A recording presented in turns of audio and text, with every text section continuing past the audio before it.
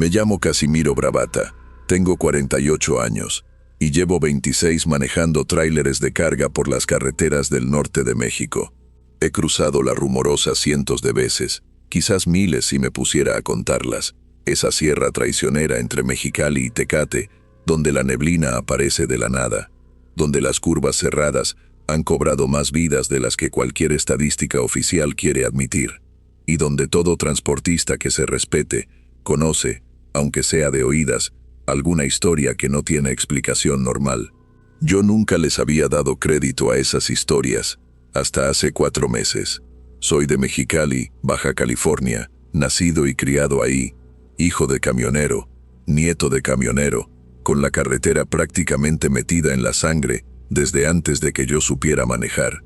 Empecé a trabajar con mi padre desde los 18 años, aprendiendo la ruta de la Rumorosa como quien aprende el camino a su propia casa, cada curva, cada tramo de neblina, cada punto donde uno debe bajar la velocidad sin que se lo tengan que recordar. En 26 años he visto de todo en esa sierra, accidentes, derrapes, camiones volcados, y he escuchado, en las paradas de descanso, en las gasolineras donde los transportistas matamos el tiempo esperando la carga, decenas de historias sobre una mujer de blanco que aparece pidiendo aventón en las noches de neblina más espesa. Siempre me reí de esas historias. Siempre pensé que eran cuentos que los choferes más viejos usaban para asustar a los novatos, o explicaciones fáciles que la gente inventaba para no aceptar que el cansancio y la carretera peligrosa eran suficiente causa de tantos accidentes sin necesidad de meter fantasmas de por medio.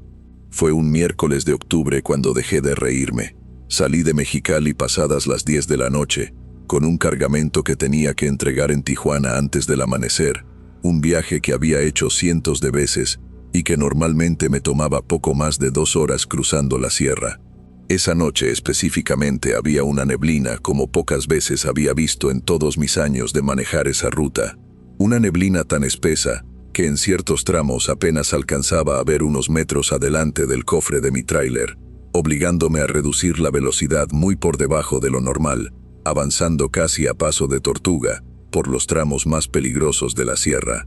Fue en uno de esos tramos, cerca de un mirador que todos los transportistas conocemos como punto de referencia, cuando la vi, una mujer, de pie en la orilla de la carretera, vestida completamente de blanco, con el pelo largo y oscuro cayéndole sobre los hombros, parada ahí sin ningún vehículo cerca, sin ninguna razón aparente para estar en ese punto exacto de una carretera de montaña, a esas horas de la noche, en medio de una neblina que apenas me permitía distinguirla con claridad. Todas las historias que había escuchado durante años me pasaron por la cabeza en ese instante, y por un momento consideré simplemente seguir de largo, no detenerme, aplicar la misma regla que muchos transportistas viejos me habían aconsejado seguir en esa carretera específica. Pero algo en mí, quizás la costumbre de tantos años ayudando a la gente en la carretera, quizás simplemente la idea de que dejar a una mujer sola en ese lugar tan peligroso de noche sería una crueldad innecesaria si resultaba ser una persona real con una emergencia genuina, me hizo reducir la velocidad y detenerme. Bajé la ventanilla cuando se acercó al camión. Tenía la piel muy pálida, casi sin color, algo que en ese momento atribuía a la iluminación extraña que produce la neblina combinada con las luces del tráiler. Me dijo, con una voz suave pero firme, que necesitaba que la llevara hasta Tecate, que había tenido un problema con su transporte y no tenía manera de continuar el camino. Le pregunté su nombre. Me dijo que se llamaba Eva, no dio más detalles, y algo en su manera de hablar, esa calma extraña que no correspondía con estar varada de noche en medio de una sierra peligrosa, me hizo dudar un momento antes de finalmente decirle que subiera. Se acomodó en el asiento del copiloto sin decir mucho más. Continué manejando, avanzando despacio por la neblina, intentando entablar conversación como suelo hacer con la gente a la que le doy aventón, preguntándole de dónde venía, qué la había llevado a esa carretera de noche. Ella respondía con frases muy cortas, casi como si le costara trabajo formar oraciones completas, mencionando que trabajaba en un hospital, que era enfermera, que había tenido un turno largo y complicado esa noche. En algún punto de la conversación, mientras ella hablaba mirando hacia el frente sin girarse mucho hacia mí, sentí la necesidad, quizás por simple costumbre de manejar con atención a todo lo que pasa en la cabina, de mirar el espejo retrovisor central, ese que uno usa para ver lo que va detrás del tráiler, pero que también, por su ángulo, alcanza a reflejar parte del interior de la cabina. En ese espejo, vi mi propio reflejo con claridad, el interior de la cabina, el asiento del copiloto. Pero el asiento del copiloto, en ese reflejo, se veía completamente vacío.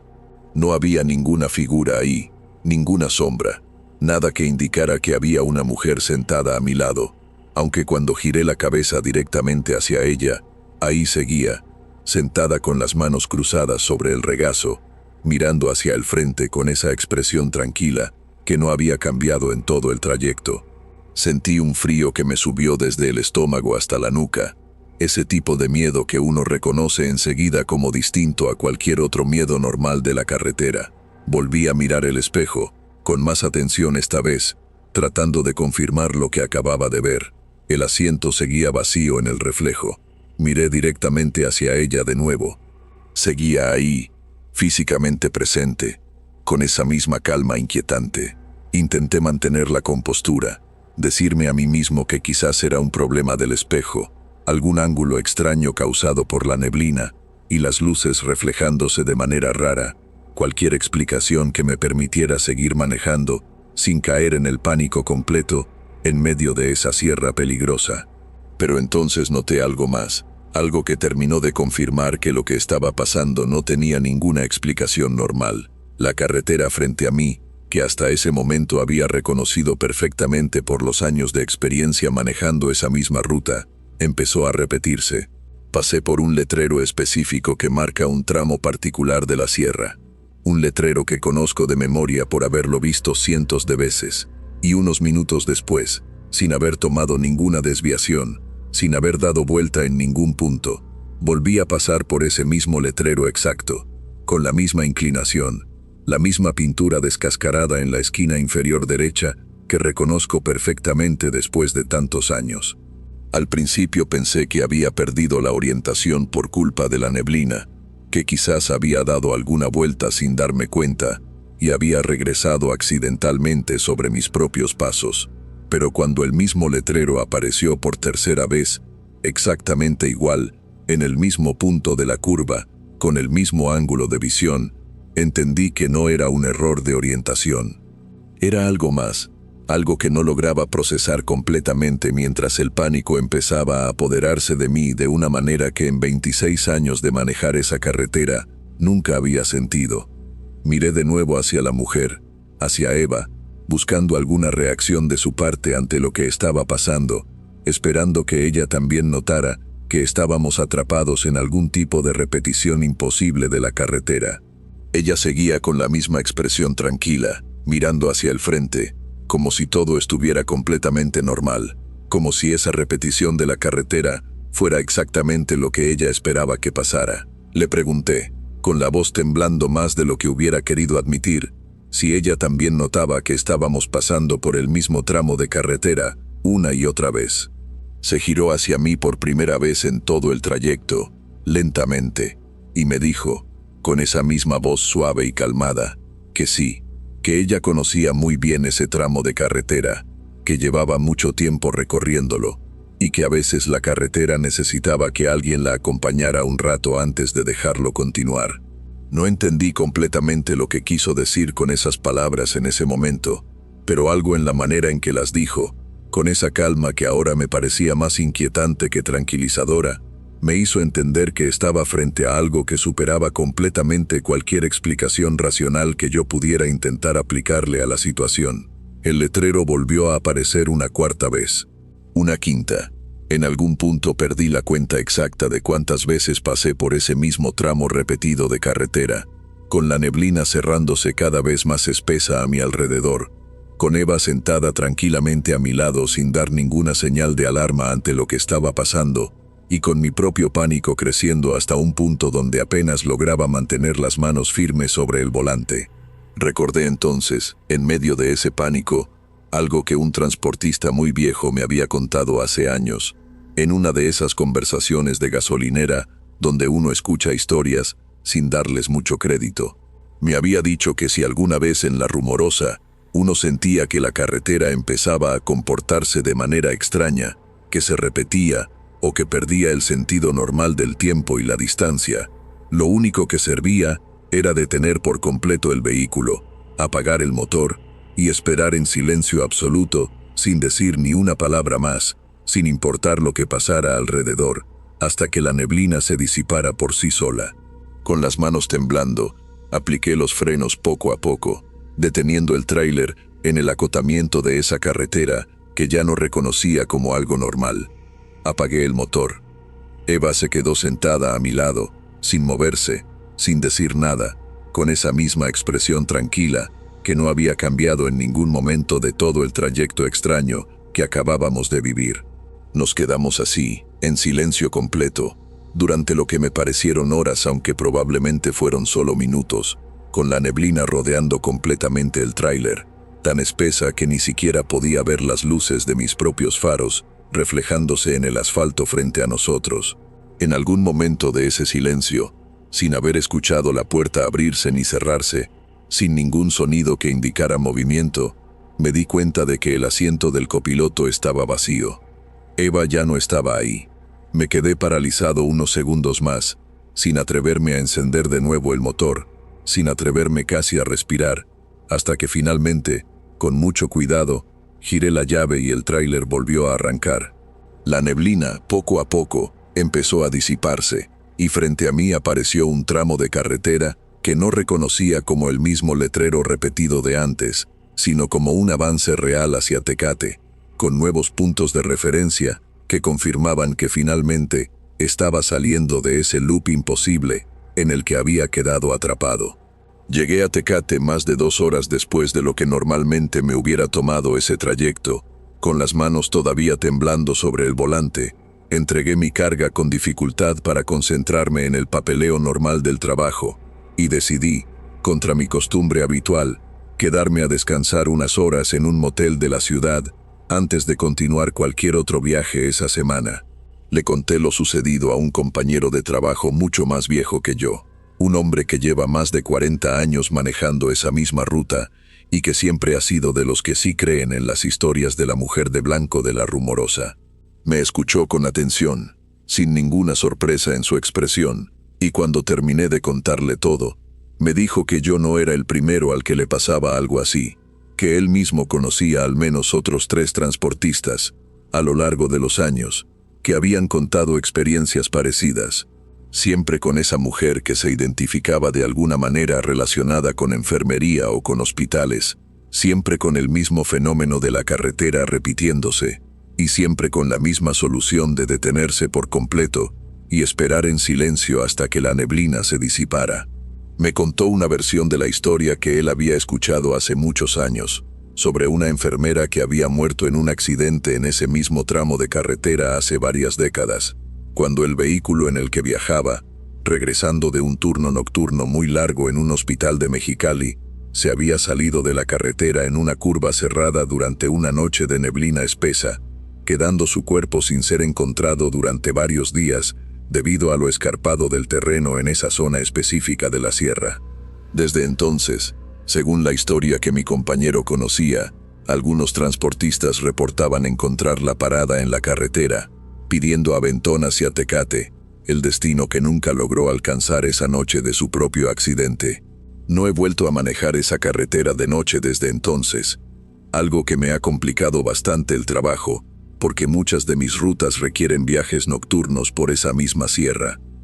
He tenido que reorganizar mis horarios, aceptar menos cargas de las que solía tomar, todo con tal de evitar cruzar La Rumorosa después del anochecer. Y en las pocas ocasiones en que no me ha quedado otra opción que hacerlo, manejo con una tensión constante, revisando el espejo retrovisor cada pocos segundos, listo para detener el tráiler por completo al primer indicio de que la carretera empieza a comportarse de manera extraña, o de que alguna figura pálida vestida de blanco aparece pidiendo que la lleve hacia un destino que, según todo lo que he llegado a entender, nunca va a lograr alcanzar del todo.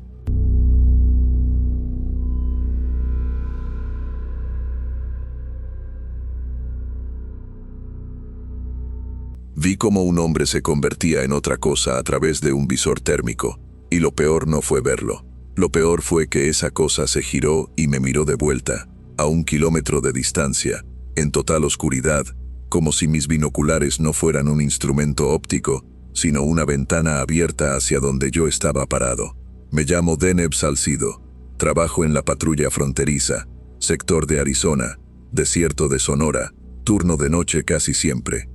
Llevo 9 años en esto, suficiente tiempo como para haber dejado de sorprenderme con casi todo lo que ese desierto puede mostrar de noche. Gente deshidratada al borde de la muerte, cadáveres que llevan semanas ahí antes de que alguien los encuentre, grupos completos que aparecen y desaparecen del radar, como si el terreno mismo decidiera cuándo mostrarlos.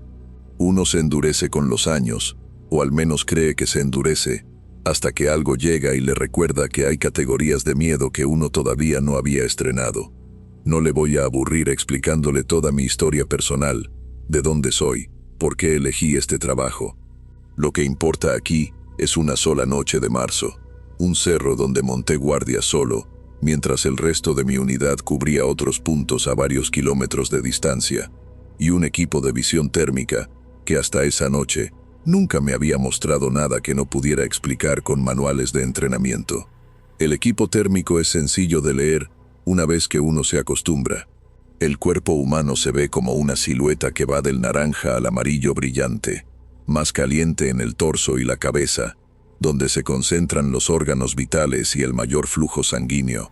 más fría en las extremidades por estar más expuestas al ambiente. Un venado se ve distinto, con una distribución de calor más uniforme a lo largo del cuerpo horizontal.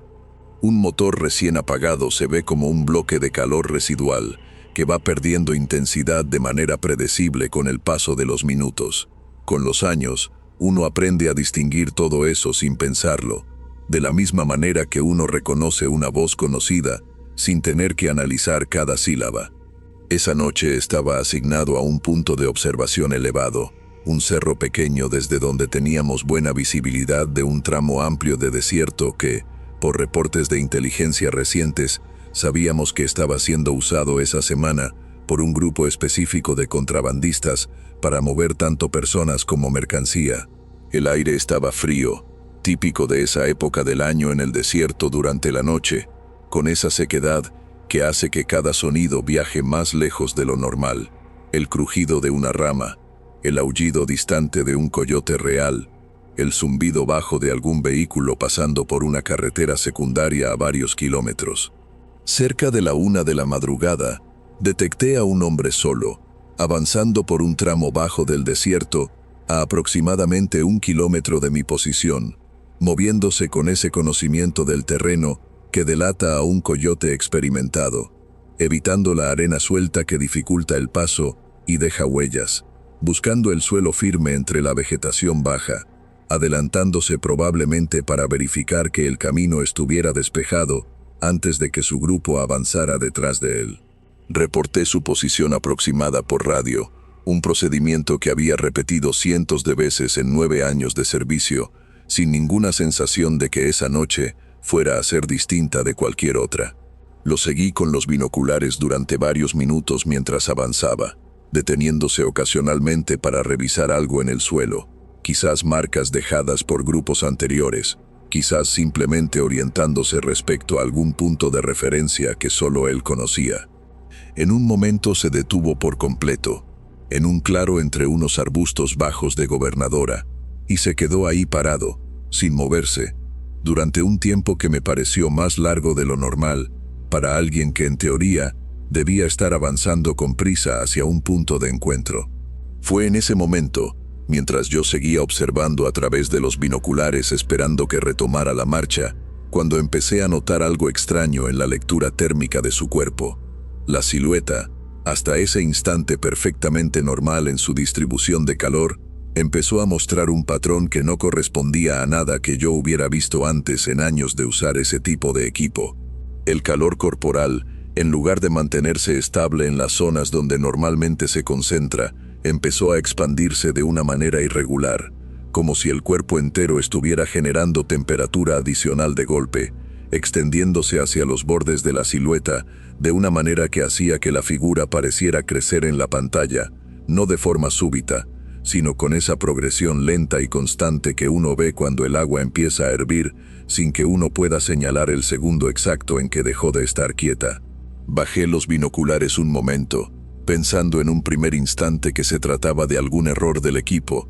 alguna falla técnica que estaba distorsionando la lectura. Los revisé rápidamente. Comprobé que la batería marcara nivel completo, que el lente no tuviera empañamiento ni suciedad, cualquier explicación mecánica que me permitiera descartar lo que acababa de ver. No encontré nada anormal en el equipo mismo. Volví a colocármelos frente a los ojos. Lo que vi entonces es algo que todavía, meses después, no logro procesar completamente sin que se me acelere el pulso al recordarlo con este nivel de detalle. La silueta térmica del hombre, que apenas unos minutos antes había mantenido las proporciones normales de un cuerpo humano adulto, empezó a deformarse de una manera que solo puedo describir como si los huesos mismos se estuvieran reacomodando bajo la piel, con un proceso que en la pantalla se veía como manchas de calor moviéndose de un punto a otro del cuerpo, reorganizándose. La altura de la figura aumentó de manera progresiva, extendiéndose hacia arriba mientras que la anchura de los hombros también crecía de forma desproporcionada respecto a cualquier anatomía humana que yo hubiera visto antes. Lo que hasta ese momento habían sido brazos con una lectura térmica normal, empezaron a mostrar un patrón de calor que se extendía hacia extremidades más largas, con una distribución muscular completamente distinta, y la cabeza se proyectó hacia adelante en lo que en la lectura térmica se distinguía como un hocico alargado. Mantuve los binoculares firmes contra mis ojos, con una mezcla de terror puro y una necesidad casi obsesiva de seguir observando que no supe explicarme en ese momento, y que todavía hoy no logro entender del todo. Recuerdo pensar, en algún rincón todavía funcional de mi cabeza, que debía moverme, reportar, hacer algo, y al mismo tiempo sentir que mi cuerpo entero se había quedado completamente rígido detrás del equipo, incapaz de apartar la vista. La figura terminó de transformarse en cuestión de quizás 30 o 40 segundos, un proceso que me pareció eterno mientras lo observaba.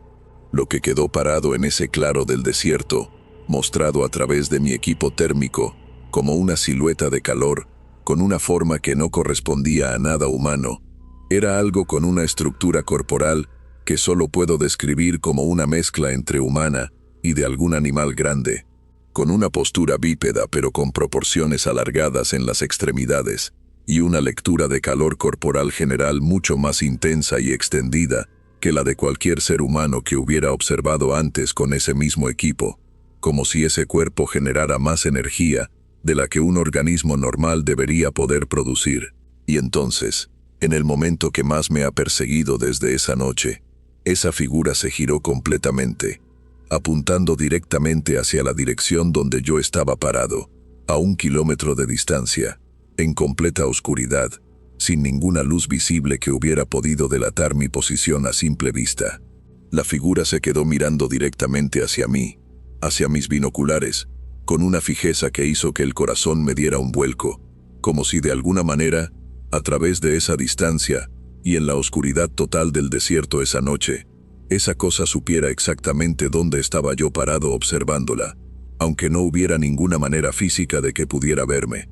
Bajé los binoculares de golpe, respirando de manera agitada, intentando procesar lo que acababa de ver, mientras una parte de mi cerebro, entrenada por años de trabajo, seguía funcionando de manera práctica, recordándome que debía reportar mi posición y pedir refuerzos, aunque no supiera exactamente cómo describir por radio lo que estaba presenciando, sin sonar como si hubiera perdido completamente la cabeza en mitad de un turno. Tomé la radio, empecé a hablar, y a media frase corté la transmisión sin terminarla, porque no encontré ninguna manera de decir lo que estaba viendo, sin arriesgar que alguien en la central pensara que necesitaba una evaluación psicológica urgente. Volví a levantar los binoculares, con mucho cuidado, con una parte de mí temiendo profundamente lo que podría encontrar, y otra parte necesitando confirmar si esa figura seguía ahí o había desaparecido. El claro donde había estado parada esa criatura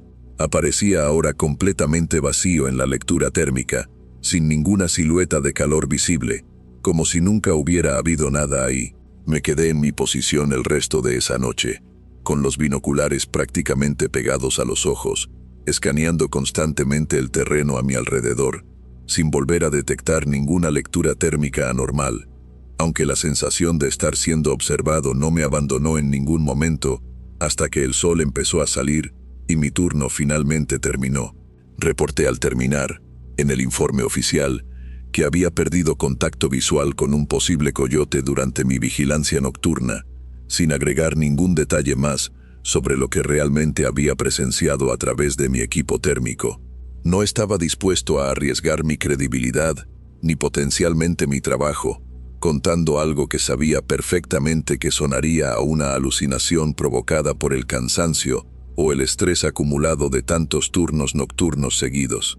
Durante las semanas siguientes hice algo que quizás no debía hacer, algo que empezó como una manera de tranquilizarme a mí mismo y que terminó convirtiéndose en una obsesión de la que todavía no logro desprenderme del todo. Empecé a revisar, en mi tiempo libre, fuera de horario, los archivos internos de reportes de vigilancia correspondientes a esa misma zona del desierto, buscando alguna nota, algún comentario en los márgenes de otros agentes, algo que confirmara o descartara lo que había visto, sin tener que preguntárselo a nadie en voz alta, y arriesgarme a que se corriera la voz de que Salcido había perdido la cabeza en su turno de marzo. Tuve que pedir permisos especiales, bajo la excusa de estar preparando un análisis de patrones de cruce para una presentación interna, algo que nadie cuestionó porque no era del todo mentira, y que me dio cobertura para pasar horas revisando expedientes viejos, algunos escaneados de formularios en papel que databan de más de una década atrás, buscando específicamente reportes de esa zona exacta del desierto donde monté guardia esa noche. Encontré 3 casos, a lo largo de 8 años, que mencionaban, en lenguaje cuidadosamente vago y burocrático, anomalías en la lectura térmica del equipo, o pérdida de contacto tras comportamiento errático del sujeto observado, en ese mismo sector específico.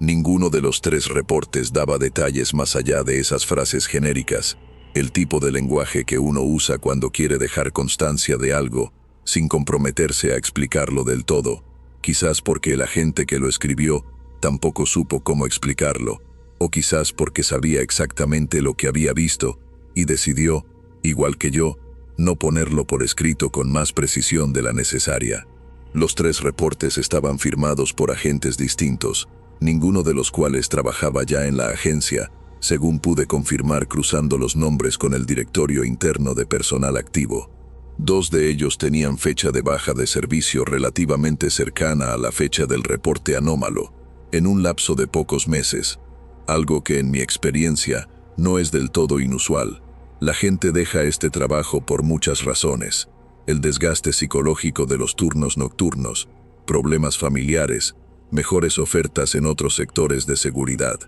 Pero la coincidencia de que los 3 hubieran dejado el servicio relativamente poco después de presenciar algo similar a lo mío me pareció, cuando menos, digna de investigar más a fondo.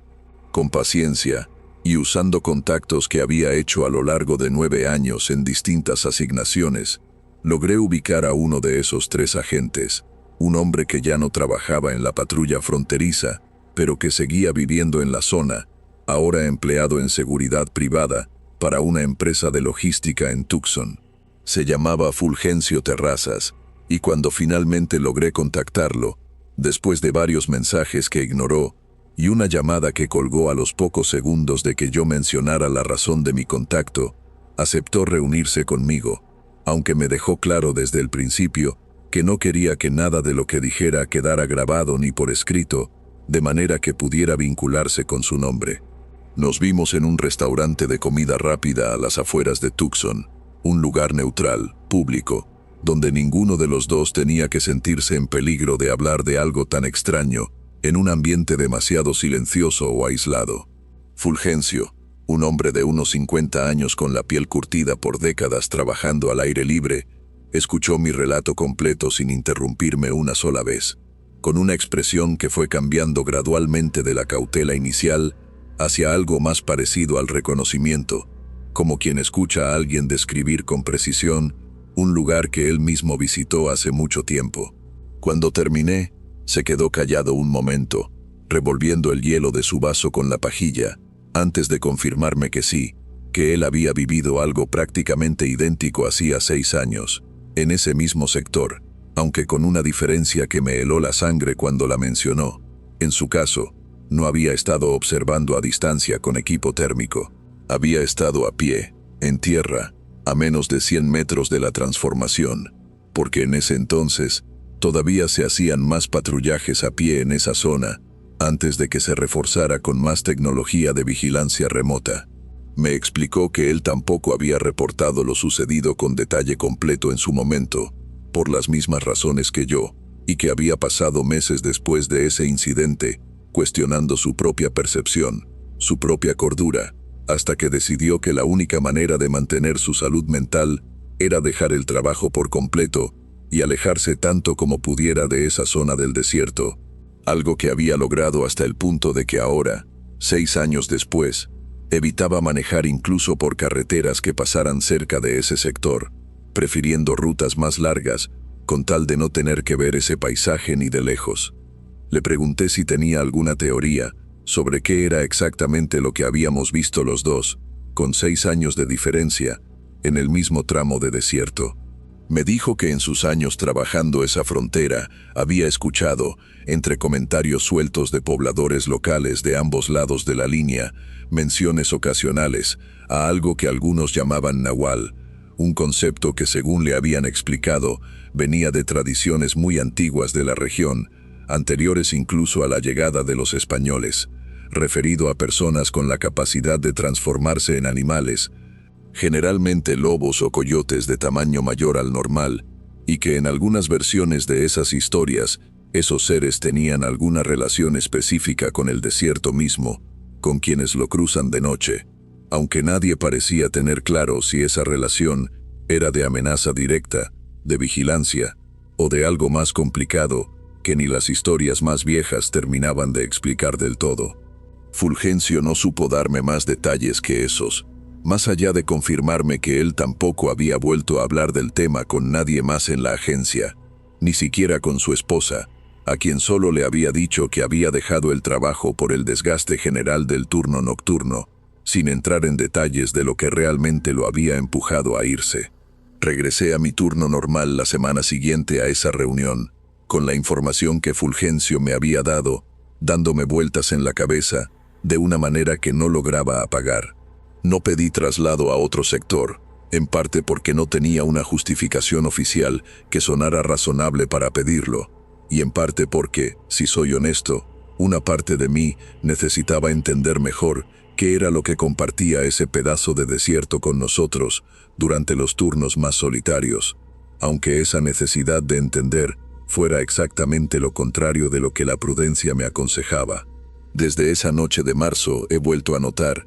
en al menos 2 ocasiones más a lo largo de estos meses, figuras solitarias que se detienen en el desierto de manera prolongada sin razón aparente, exactamente el mismo patrón que precedió a la transformación que presencié la primera vez. En ninguna de esas 2 ocasiones posteriores, volví a sostener la observación con los binoculares el tiempo suficiente como para confirmar si algo similar volvía a ocurrir.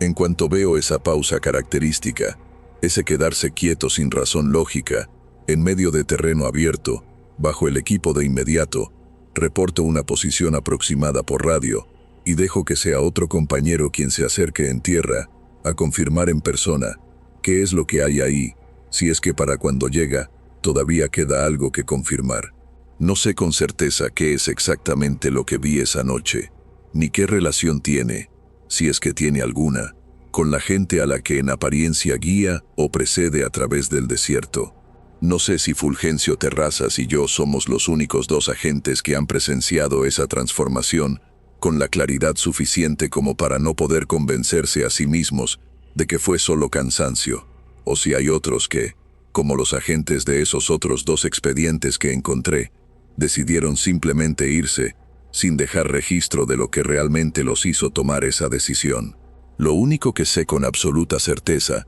es que esa noche algo, dentro de la silueta de un hombre que hasta ese momento se había movido exactamente como cualquier otro coyote experimentado, cruzando ese terreno, dejó de ser un hombre frente a mis propios ojos. A través de una lente que solo debería detectar calor, no intención, y que sea lo que sea que quedó parado en ese claro después de la transformación, sabía exactamente dónde estaba yo parado, observándolo, desde 1 kilómetro de distancia, en la oscuridad más completa que ese desierto puede ofrecer.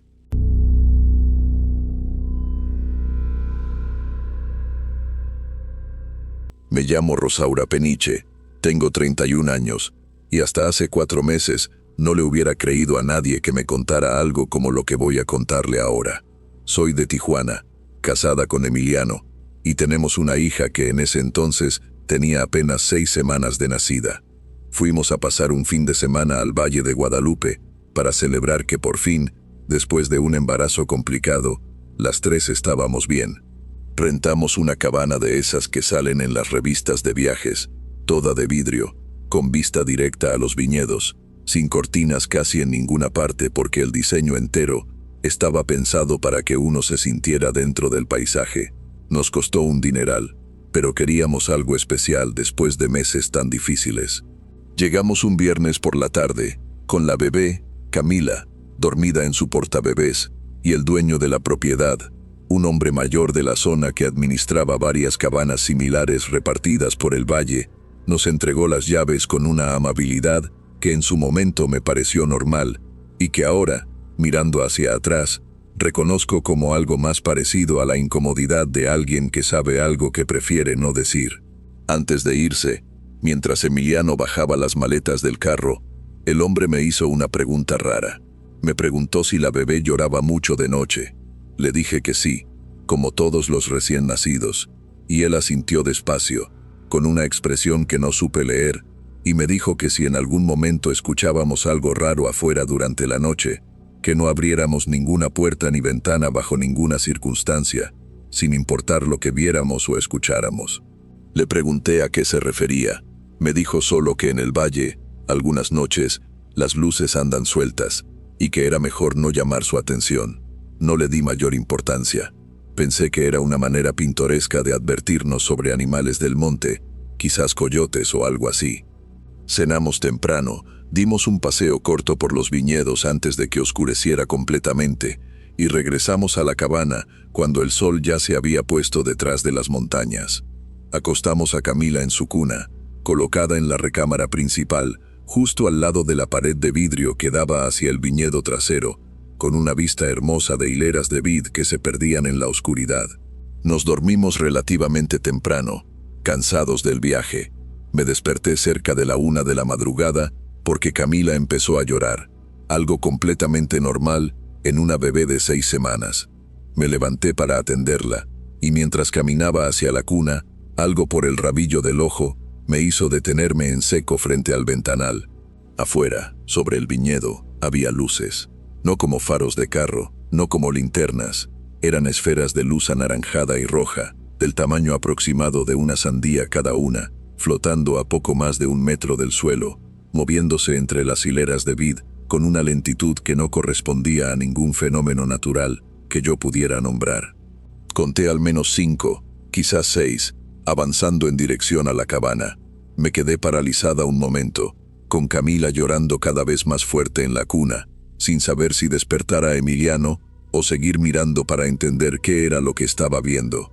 Las esferas se acercaron hasta quedar a pocos metros del ventanal, y ahí, con más claridad, pude notar algo que hizo que se me helara la sangre. Dentro de cada esfera de fuego, como si el propio fuego tuviera un núcleo más denso, se distinguía una silueta, pequeña, encorvada, con una forma que en algo se parecía a un cuerpo humano contraído sobre sí mismo, envuelto en esas llamas que no lo consumían. Desperté a Emiliano sacudiéndolo con fuerza. Se levantó de golpe, confundido, y cuando siguió la dirección de mi mano temblorosa hacia el ventanal, se quedó tan paralizado como yo. Las esferas ya estaban justo frente al vidrio, deteniéndose ahí, flotando, como si estuvieran examinando el interior de la habitación, y entonces una de ellas se lanzó contra el cristal. El golpe fue tan fuerte que todo el marco de la ventana vibró, un sonido seco y pesado, nada parecido al chisporroteo que uno esperaría de algo hecho de fuego. Camila gritó con más fuerza todavía, y en ese instante entendí, con una certeza que no puedo explicar racionalmente, que esas cosas no estaban ahí por casualidad, que sabían exactamente dónde estaba mi hija y la querían a ella. Corrí hacia la cuna y la tomé en brazos, apretándola contra mi pecho, mientras Emiliano se quedaba frente al ventanal, con los brazos extendidos, como si pudiera detener algo así con su propio cuerpo. Otra esfera golpeó el vidrio, y luego otra, cada impacto más violento que el anterior, como si estuvieran probando la resistencia del cristal, buscando el punto exacto donde ceder.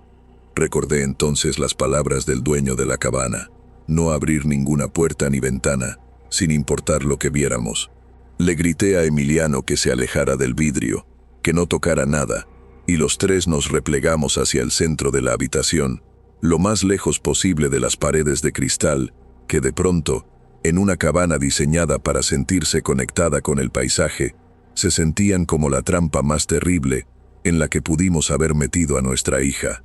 Las esferas rodearon la cabana entera. Podíamos verlas moviéndose también por el ventanal del lado opuesto, por la puerta corrediza de la sala, deteniéndose frente a cada superficie de vidrio, como si evaluaran por dónde entrar más fácilmente.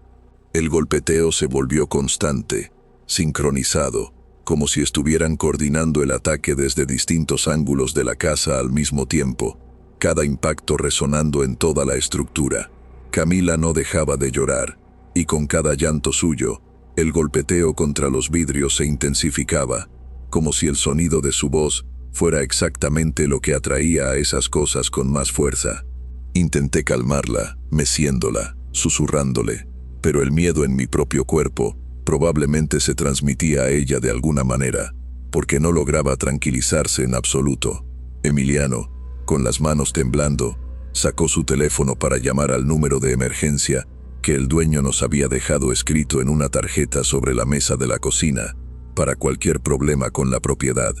Marcó varias veces sin que nadie contestara, hasta que finalmente, en la quinta llamada, una voz adormilada respondió del otro lado. Era el mismo hombre que nos había entregado las llaves esa tarde. Emiliano, con la voz quebrada, le explicó lo que estaba pasando.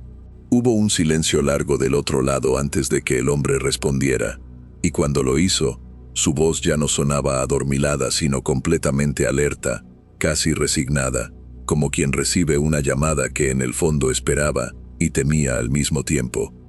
Nos dijo, con una calma forzada, que no importaba lo que escucháramos ni lo que viéramos, que bajo ninguna circunstancia abriéramos absolutamente nada, que apagáramos todas las luces de la casa, que nos alejáramos de las ventanas lo más posible y que esperáramos hasta que saliera el sol. Nos dijo también algo que se me quedó grabado con una claridad brutal, que esas luces, en el valle, la gente vieja las conocía como brujas, mujeres que según las historias más antiguas de la zona, se transformaban en bolas de fuego de noche para viajar, y que siempre habían sentido especial atracción por los recién nacidos, por razones que ni él mismo lograba explicar con certeza, algo relacionado con historias muy viejas, sobre robarles el aliento a los niños pequeños mientras dormían.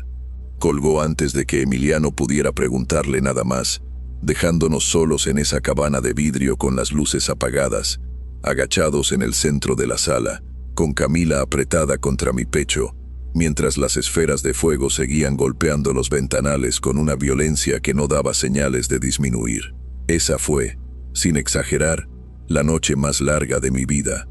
El golpeteo continuó durante horas, deteniéndose por momentos y retomando después con la misma intensidad, siempre concentrándose más en la habitación donde estaba la cuna de Camila, como si supieran exactamente dónde se encontraba dentro de la casa, aunque nosotros nos hubiéramos movido a oscuras hacia otra parte de la sala.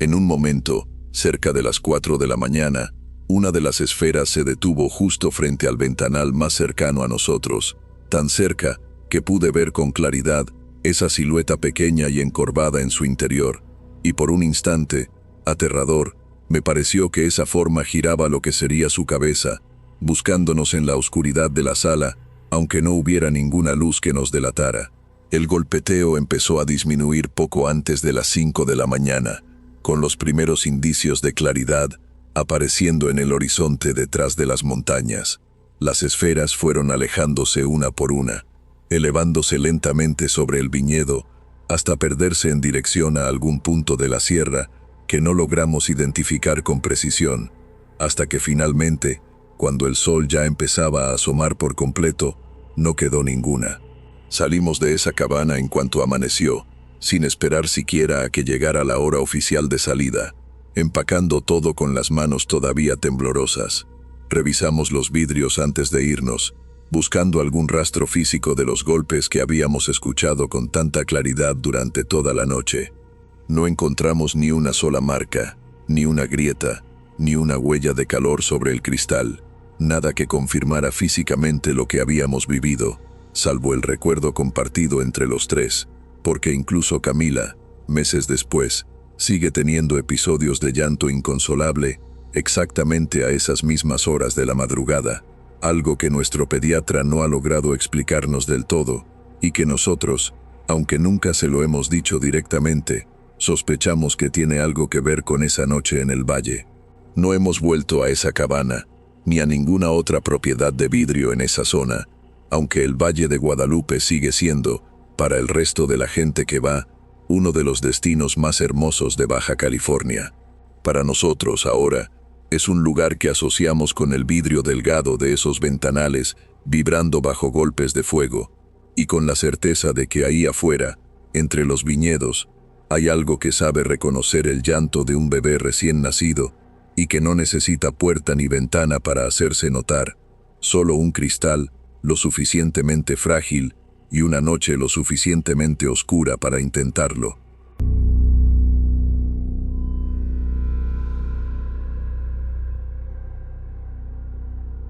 Me llamo Herculano Favela, tengo 58 años y pesco en la presa Abelardo L. Rodríguez, en Hermosillo, Sonora, desde que tenía 15. Lo que le voy a contar pasó en octubre de 2015, y aunque han pasado 10 años, todavía no logro dormir tranquilo si escucho gotear agua cerca de mi cuarto por la noche. Esa noche salí solo, como hacía casi siempre, en mi lancha pequeña, buscando tilapia y lobina para vender al día siguiente en el mercado. Había una neblina espesa sobre el agua, algo poco común, sí pasaba en esa época del año, cuando bajaba mucho la temperatura de golpe. Pero esa noche era distinta, más densa de lo normal, tanto que apenas alcanzaba a ver la orilla desde donde había echado el ancla. Tiré la red cerca de la medianoche, en un punto de la presa donde siempre había tenido buena pesca, una zona un poco alejada de donde suelen ir los demás pescadores. La dejé reposar el tiempo de costumbre, fumándome un cigarro sentado en la lancha, escuchando solamente el chapoteo suave del agua contra el casco y algún grillo lejano en la orilla. Cuando empecé a jalar la red, sentí de inmediato que venía muy pesada, más de lo que cualquier buena pesca de tilapia debería pesar, pensé, con esa emoción que a uno le da cuando cree que agarró una buena carga, que quizás había atrapado algo grande, un bagre viejo de esos que a veces se enredan por accidente. Jalé con fuerza, con los brazos ya cansados, hasta que por fin la red salió del agua. No traía pescado, traía un bulto de tela blanca, empapada, pesada por el agua que tenía absorbida, enredada entre las cuerdas de la red de una manera que parecía casi intencional, como si se hubiera enredado ella sola alrededor de los nudos. La extendí sobre el piso de la lancha con las manos temblando un poco, más por el frío de la neblina que por otra cosa en ese momento, y cuando la luz de mi lámpara de mano le pegó de lleno, entendí lo que era: un velo de novia, viejo, de un encaje que ya no se hace, amarillento por el tiempo, aunque en ese momento estaba empapado y pegado sobre sí mismo. No tenía idea de cuánto tiempo llevaba en el fondo de esa presa, pero por la textura de la tela, que se sentía quebradiza en algunas partes a pesar de estar mojada, calculé que no era algo reciente. Me quedé un buen rato mirándolo, sin saber bien qué hacer. Lo normal hubiera sido tirarlo de vuelta al agua, o dejarlo ahí tirado y seguir pescando en otro punto. Pero algo en mí, quizás la curiosidad, quizás algo más que no sé nombrar, me hizo doblarlo con cuidado y guardarlo en una bolsa de plástico que tenía para llevar el hielo, pensando que capaz alguien lo reclamaría, o que simplemente era un objeto raro que valía la pena conservar. Seguí pescando esa noche, aunque con menos suerte de la habitual, y regresé a la orilla ya casi al amanecer. Dejé la bolsa con el velo en la cajuela de mi carro, sin darle mucha más importancia, y me fui a dormir un par de horas antes de ir al mercado a vender lo poco que había sacado. Fue esa misma tarde cuando empezó todo. Estaba lavando la lancha, sacándole el lodo y las algas que se le pegan después de cada salida, cuando noté sobre la cubierta, cerca de donde había dejado el velo esa madrugada, unas huellas de pies descalzos, húmedas, marcadas claramente sobre el piso de fibra de vidrio de la lancha, como si alguien hubiera caminado descalzo y mojado desde la popa hasta la proa. Miré alrededor, pensando que quizás algún niño del muelle se había subido a jugar, pero no había nadie cerca, y las huellas, cuando me fijé bien, eran de un pie más pequeño que el de cualquier niño que conociera por ahí, casi delicado, con los dedos marcados con una precisión extraña. Las limpié con una manguera sin darle más vueltas, achacándolo a algún pescador que hubiera pasado por ahí temprano. A la mañana siguiente, cuando fui de nuevo a la lancha para prepararla para otra salida, las huellas estaban ahí otra vez. Exactamente en el mismo patrón, desde la popa hasta la proa, húmedas como si acabaran de marcarse, aunque la lancha llevaba toda la noche guardada bajo lona en el muelle, sin que nadie hubiera tenido acceso a ella. Esa vez sentí un escalofrío distinto, algo que no me dejó tan tranquilo como el día anterior. Esa misma noche empecé a sentirme mal.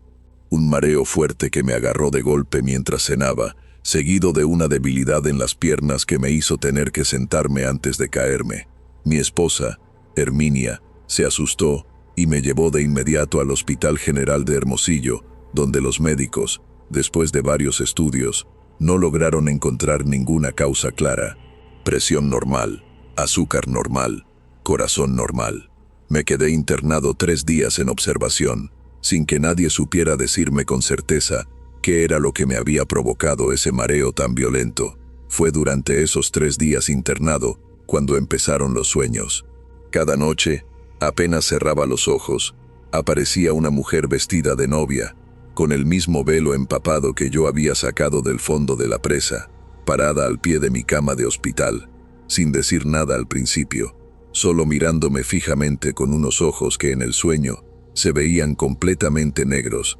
sin blanco ni color, solo oscuridad. La segunda noche internado, en el sueño, la mujer se acercó más a la cama y empezó a hablar, con una voz que sonaba como si viniera desde muy debajo del agua, distorsionada, pero entendible. Me pedía que hiciera algo por ella, que hablara en la televisión, que contara lo que había encontrado, que fuera con la policía a decirles dónde había sacado ese velo de la presa. Me decía, con una insistencia que se volvía más desesperada cada vez que lo repetía, que llevaba muchos años esperando que alguien la encontrara, que nadie sabía dónde estaba, que su familia seguía pensando que se había ido por su propia voluntad la noche antes de su boda, cuando en realidad nunca había podido salir de esa presa. Desperté esa noche gritando, con la enfermera entrando corriendo al cuarto para revisarme, encontrándome empapado en sudor frío, con el corazón latiendo con una fuerza que ni los propios médicos supieron explicarme del todo bien.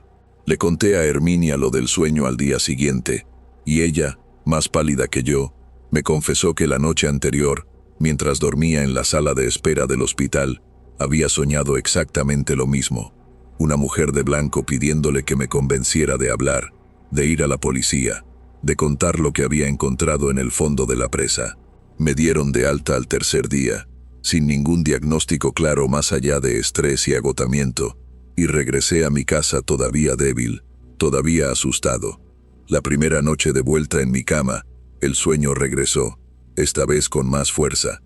La novia ya no solo hablaba, sino que se acercaba hasta quedar prácticamente encima de mí, con el agua chorreando de su vestido directamente sobre las sábanas, y yo podía sentir, dentro del sueño, el frío exacto de esa agua tocándome la piel, algo que ningún sueño normal me había hecho sentir jamás con esa claridad física. Duré 2 semanas así, cada noche peor que la anterior, adelgazando porque ya casi no podía comer del miedo y el cansancio acumulado, hasta que Herminia, desesperada, me llevó con una señora del barrio, Doña Refugio, que muchos en la colonia conocían por ayudar con este tipo de cosas, limpias, consejos espirituales, oraciones para casos que los médicos normales no sabían tratar. Doña Refugio me escuchó completo, sin interrumpirme, y cuando terminé de contarle todo, desde la noche de la pesca hasta los sueños más recientes, se quedó callada un momento antes de decirme que lo que tenía que hacer,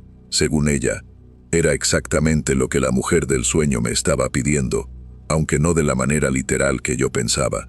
Me dijo que espíritus como ese, atrapados por muchos años en un mismo lugar sin que nadie supiera de su paradero, a veces necesitan que alguien reconozca su existencia, que alguien diga en voz alta lo que pasó, aunque fuera solo frente a la autoridad correspondiente, no necesariamente en la televisión como el sueño insistía, sino simplemente haciendo un reporte formal, dejando constancia oficial de que algo humano, algo que alguna vez fue una persona con nombre y familia, seguía en el fondo de esa presa. Seguí su consejo. Fui a la comandancia de Hermosillo y presenté un reporte, sintiéndome ridículo mientras lo hacía, explicando que había encontrado un velo de novia muy viejo en el fondo de la presa y que sospechaba que podría estar relacionado con alguna persona desaparecida hacía muchos años. El oficial que me atendió, para mi sorpresa, no se burló ni me despachó rápido. Me dijo que efectivamente existía un caso viejo, de finales de los años 70, de una mujer joven que había desaparecido la noche anterior a su boda, sin que su cuerpo se hubiera encontrado jamás, y que la familia siempre había sospechado que se había ahogado accidentalmente en la presa, aunque nunca se confirmó, porque las búsquedas de esa época no tenían el equipo adecuado para rastrear a fondo esas aguas. Doña Refugio, además de aconsejarme lo del reporte, hizo una limpia completa en mi casa y en mi lancha, quemando copal, rezando durante horas, y me indicó que devolviera el velo al agua, exactamente en el mismo punto donde lo había sacado, envuelto con una oración específica que ella misma me enseñó a decir en voz alta mientras lo soltaba. Regresé a la presa una noche de luna llena, solo, con el velo envuelto cuidadosamente, y lo devolví al agua en ese mismo punto, diciendo la oración completa tal como Doña Refugio me había indicado, pidiéndole a esa mujer que descansara, que ya había hecho lo que me pidió, que su historia ya constaba en un reporte oficial, que alguien por fin sabía dónde buscarla si algún día decidían hacerlo con el equipo adecuado. Esa misma noche dormí de corrido por primera vez en semanas, sin ningún sueño que recordara al despertar. Las huellas nunca volvieron a aparecer en mi lancha, los mareos desaparecieron por completo, y los médicos, cuando les conté vagamente que ya me sentía mejor sin poder explicarles bien por qué, simplemente lo anotaron como una mejora espontánea.